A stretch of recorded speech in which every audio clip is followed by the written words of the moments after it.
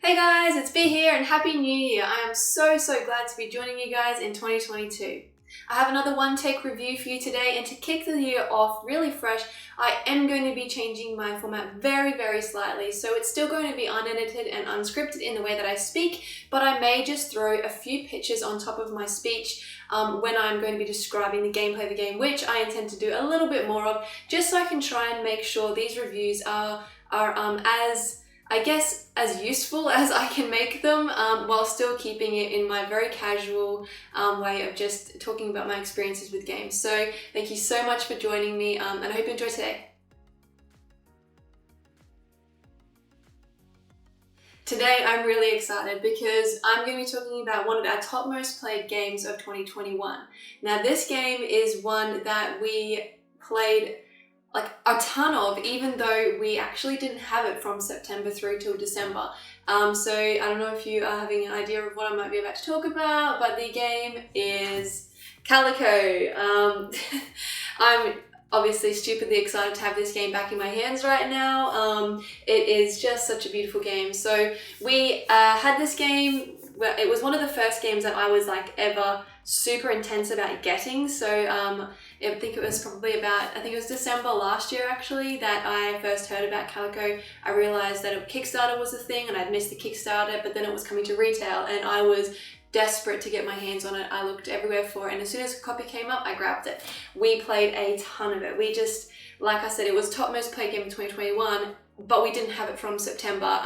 So in September, my mum came to visit us, and she played the game. She loved the game. She's a cat lady. Cats are her thing. That's probably where I get it from.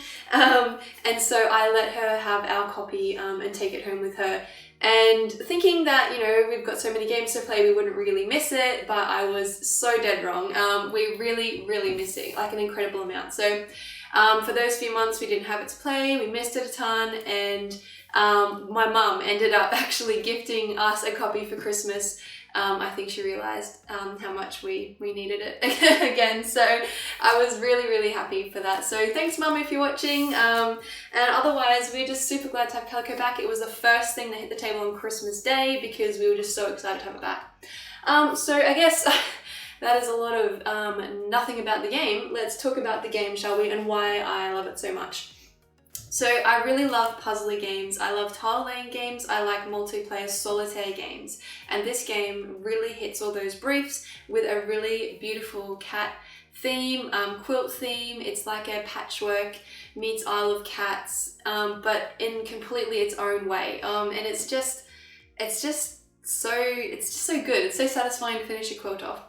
There are a few things that you're going to be doing in this game. So you are building a quilt. Basically, you've got your own little quilt board, and you'll be laying quilt tiles into that in order to do a few different things. So you've got sets of colors, which give you buttons of those same colors to collect. You've also got patterns or shapes that you're trying to create for attracting different cats to your quilt, and those will change, really variable, because the game has a different setup each time, so you can swap those around, which adds to that replayability super nicely.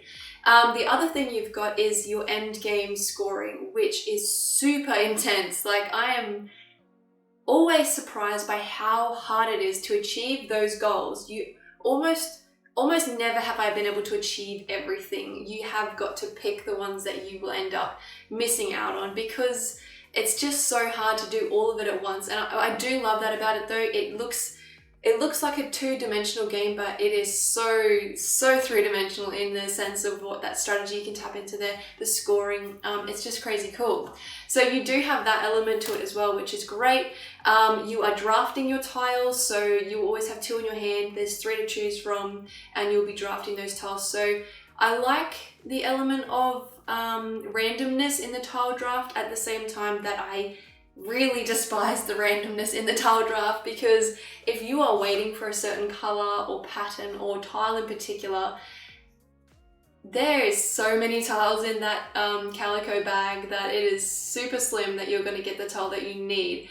So you have to always be constantly adjusting your goals for yourself as well as your strategy around how you achieve that, because there is no guarantee you're going to get the thing that you need. And I love that, and I hate that about it. It makes it so incredibly difficult. But it really does make the game what it is, you know, like people talk about this game because of that, just that surprising trickiness in the game that is so dang pretty, you know, like it's just so cute. I guess, yeah, it also has a family variant, which doesn't make it that much easier. It does make you flip those endgame tiles, so the 3 bonus tiles that 3 bonus scoring tiles you would normally have are flipped, and you don't have to worry about that. So it definitely does mean that you can focus more on the cats and the colored buttons, but even still trying to get the patterns for the cats right is really, really tricky depending on which bonuses you've selected. So for me, I think that even with the family variant, this is still definitely an 8+ game. I have sat down to play it with my kids, but I'm not going to call it a super big success. I mean, they were able to lay some tiles in there and get some colored buttons, but the cats were kind of beyond them, you know, like, so this is definitely one of those higher level thinking games, strategizing, and just trying to get a bunch of different ideas going into your head at one time is yeah, it's really hitting that 8+ age rating still, even with the family variant. But I always do love when they do put that family variant in, and we actually do play with it, my husband and I, sometimes when we are feeling a little bit mentally drained and we can't sit down for that full Calico brain burn experience. We will just play with the family variant, which is fun too. So yeah, like I said, we've played this game so much this year since we've got it. It is just beautiful. I think Flat Out Games and AEG as a combination publisher here are just nailing it. I mean, they've got Calico, they've got Cascadia, which is another one of our top played games, and then they've got Verdant, which is coming out next year as well, and I'm super excited about that one. And I just think it's going to just really complement that little trilogy, although I don't want to call it a trilogy because I do hope they keep making more, because they are really hitting it out of the ballpark with these tile laying games. I think, like, they just are. So yeah, I'll get straight to our rating. We know how to play Calico. Hopefully you get the idea of just how much I love this game. And I'm going to rate it, and it just has to be a 9 out of 10 for me for Calico. It is beautiful. It makes you think really, really hard. And the replayability, you can just pull it out, set it up, play it, change it up. There's always something different, and what's not to love about that. Thank you so much for watching, and I hope to see you next time. Bye.